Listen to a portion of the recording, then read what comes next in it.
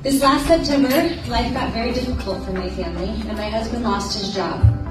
Even more than that, my kids lost their entire community. I had to go to Andres and tell him we needed to pull our kids out of the sports programs except for the ones that were free. Andres' kindness was moving.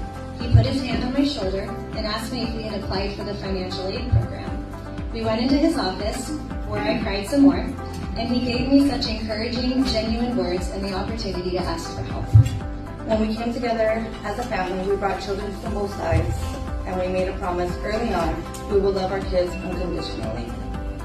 The way every child deserves to be loved. A few years later, our family grew again. We adopted 3 more children, who was living with my husband's grandmother. She did her very best for caring for them, but old age kind of grew up. Opening our home and our hearts to them wasn't a question. It was simply what family does. The staff and the coaches here care for these kids in a way that can keep them here, not on the streets, here, not at home on the TV, here, not stuck wishing that there was somewhere and maybe someone who would see them. Special parts of this journey has been seeing Larry, my husband, coach, my older kids, Elijah and Jasper's team. For someone who grew up without a father, being able to stand by the boys and on the court means everything to us. He's not just teaching them basketball, he's teaching them perseverance, respect, and belief in themselves.